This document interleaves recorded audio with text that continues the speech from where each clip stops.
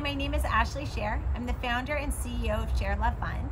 Today we're exploring the Sutras of Patanjali, Book 2, Sutra number 43, 2.43. In English, this sutra reads as follows. By austerity, impurities of body and senses are destroyed, and powers are gained. So this can mean that we're literally trying to burn out the impurities as we try to cleanse our mind for ultimate contemplation and realization of the higher self. Again, these are, this is an exploration of ancient yogic philosophies. What you take to heart is up to you, and this is really more of a critical thinking exercise to stimulate your own thoughts, your own ideas, your own conclusions. By no means are we trying to brainwash anyone or pretend that anyone other than you has more insight in this. We're all just people trying to navigate this journey of life. The physical burn of fasting, the burn of our excess fat away, along with the toxins of our body accumulated.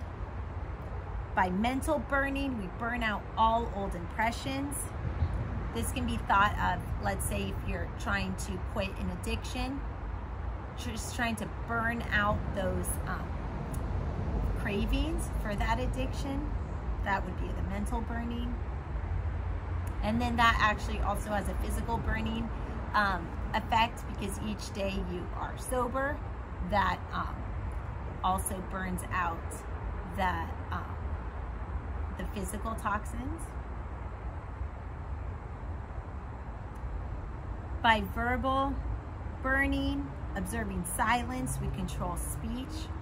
And by the way, this burning is a metaphorical burning. I'm not saying to set anything on fire or to harm anyone or anything. So this is just like, you can say eradicating your thoughts, or here we are using burning as a synonym for eradicating. So no one is saying to light anything on fire. That's not what we're saying. Okay.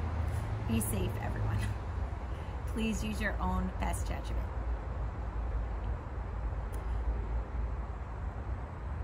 When we burn, we feel some heat and pain. You can think about this in an exercise class. When we're holding a squat, we can, feel some burn as we're working our quads. So yeah, we're building muscle, we're burning fat, but man, is that a burn? And we feel that heat, and it's uncomfortable, but it also kind of feels good in the end. It's like a purification. Purification does not come easy. You kind of have to beat it out with a stick. We feel some heat and pain when we purify. We undergo suffering. So burning means to also accept suffering. So when you really, really want to purify yourself, you have to suffer a little bit, because that expression, easy come, easy go, to really get good, enduring results, that requires some discipline, some sacrifice, some putting off short-term gains to achieve long-term goals. If someone suffers, he or she is blessed, because by that suffering, some of the impurities are purged. In order to make our minds clean and steady, we must accept suffering, pain, and poverty. It is even more beneficial if, at the same time that we accept pain, we bring happiness to others. So this is something, with my own kids, for example. I was told that when we are ready to give away the pacifier, we can tell the child, hey, let's give your pacifier to another baby. Like, you are going to give something up and suffer, but your suffering can bring joy to someone else. Or when we're decluttering the house, we can say, look, do you really need these stuffed animals and puzzles anymore? Can we give them away to someone else? So by coupling the sacrifice with the positive impact it can bring to another person, that's a way to help provide a positive momentum in the purification process.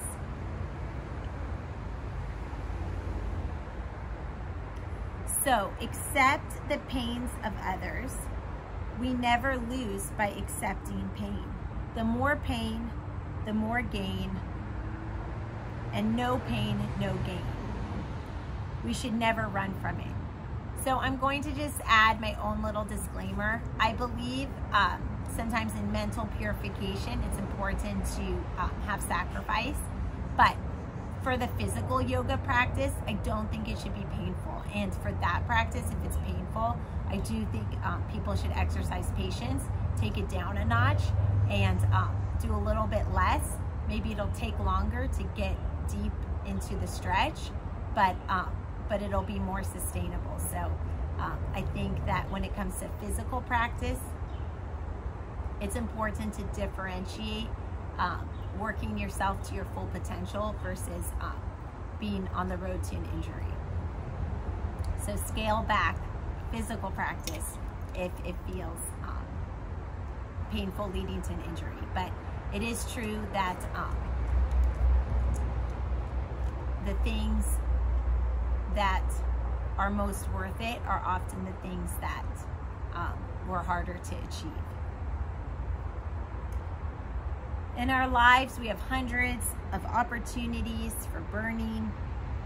Even a cloth must undergo burning or being very hot in the washing machine to get clean. What will a laundryman do with cloth? Will he fold it, put some sandalwood paste and a flour and give it back? No. That would not be clean.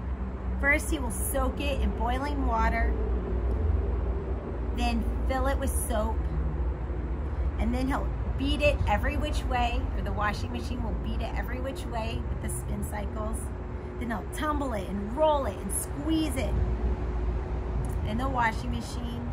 And after that, he'll dry it in a hot chamber and then cast a hot iron on it, pushing down with physical force to iron it with extreme heat. And only then does the cloth lose its dirt and grime. It undergoes a burning to become pure. Just think about that. Think about the life of a piece of cloth.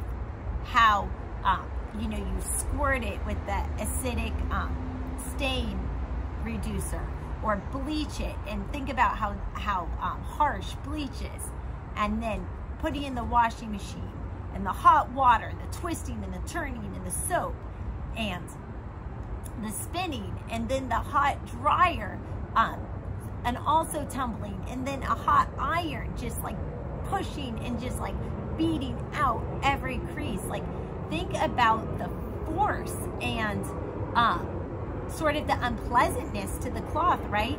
A cloth has only so many wash lives, right? Like, if you keep on washing something, then it starts to become tattered because it's been very much beaten to be clean. And that's what it takes. That's what it takes to be pure. We kind of have to beat it out of us. The laundryman has no hatred for the cloth when he does all of those things. He only wants to make it pure.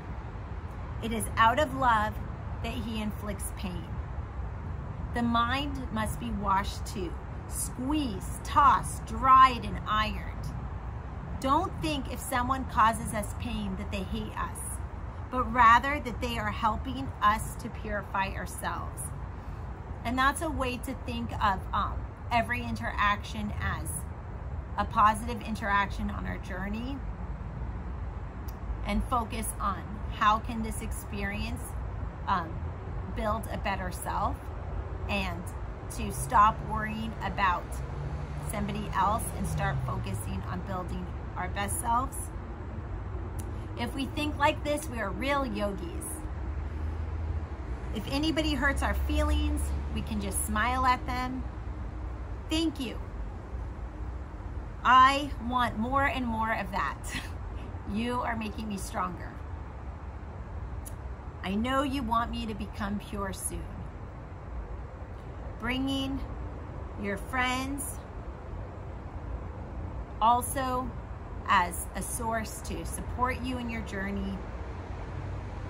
If we understand this point and accept it, we'll never find fault with anyone who abuses, scolds, or insults us. If flowery words make us happy and insults upset us, we know our minds are not yet strong.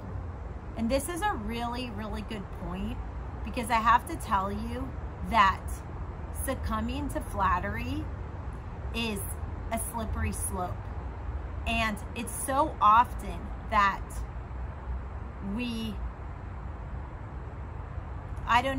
but some people, myself included, are sort of drawn to the easy path, the flattering words. But like this sutra says, no pain, no gain. That flattery, that's not going to get us meaningful and sustaining results. So really be wary of the charmers and think of real work as providing real sustaining benefits. Think about easy come, easy go. Because flattery, we can think of that as just putting a flower on a dirty shirt and folding it. Does that make the shirt pure and clean? No. Was that easy to do? Yeah. In about a minute, you can pick a flower and fold a shirt. And so it's fast and it's easy and it's pretty painless. To wash a shirt in the washing machine and then iron it after, that could take up to 2 hours. But the shirt is clean after. Purity takes time, energy, and force. So sometimes when our behavior is bad and we get called out on it, we can say thank you. Thank you for helping me be pure. Sometimes when somebody else's behavior is bad and we have to deal with it, that challenges us. How can we maintain integrity in the situation? How can we respond instead of react in light of this situation, and use their bad acts as an opportunity to differentiate ourselves from that person and not sink to their level. So sometimes unpleasant interactions can be more beneficial to us than that pleasant, flattering, charming transaction that really is not going to get us anywhere meaningful. Easy come, easy go.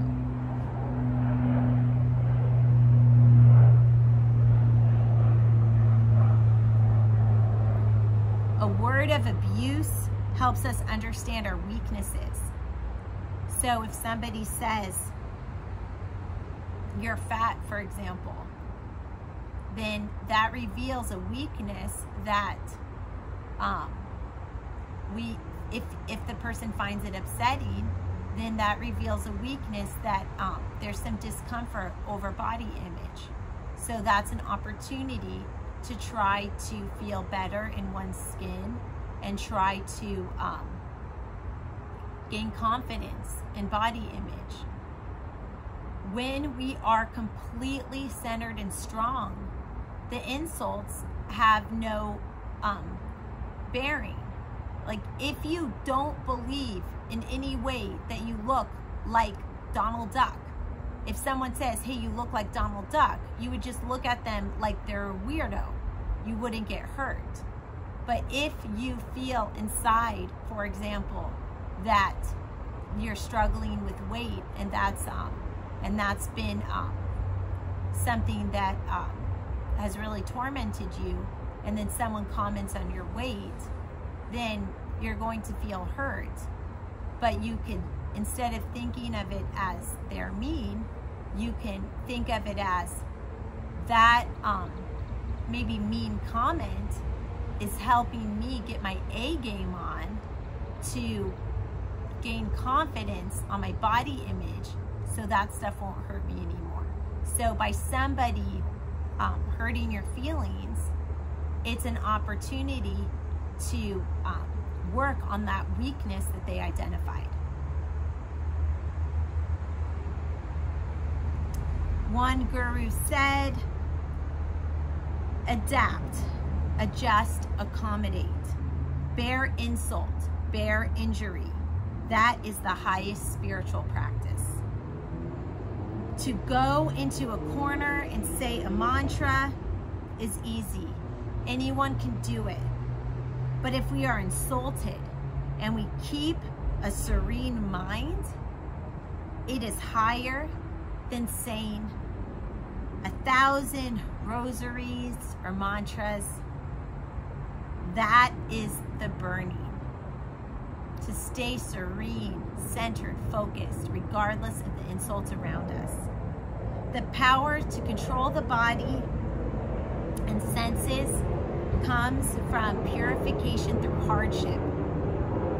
If we accept everything, what can affect us?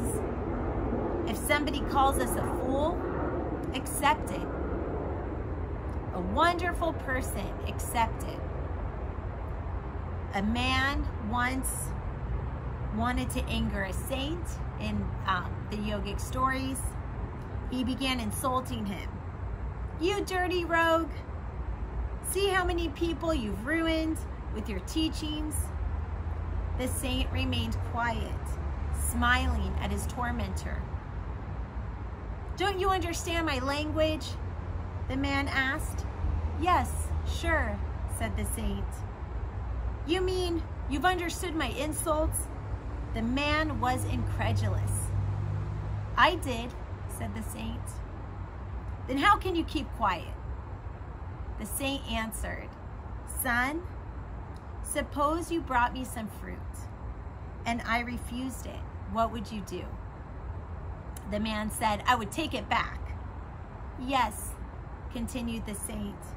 In the same way, I don't enjoy all the things you have brought me, so you can take the insults back. Handling things this way takes real strength and courage. A person can only strike back physically when they are physically strong but mentally weak.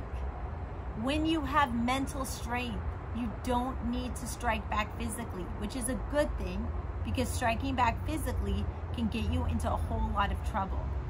Provocation is not a defense. Mental strength comes from purification through hardship, accepting pain. Then pain is no longer pain, but is joy, because we have realized the benefit of it. A beautiful example of this is the mother who feels so much joy after bringing forth a child. Although childbirth may be very painful, she'll never avoid the pain. Rather, she welcomes it, knowing it is the price she pays for the great benefit later on. So this sutra, Sutra 2.43, is also an interesting prenatal sutra in the sense that it shows us that, you know, with women having babies, we'll often say that we don't remember the pain of childbirth, and that's why we get pregnant again.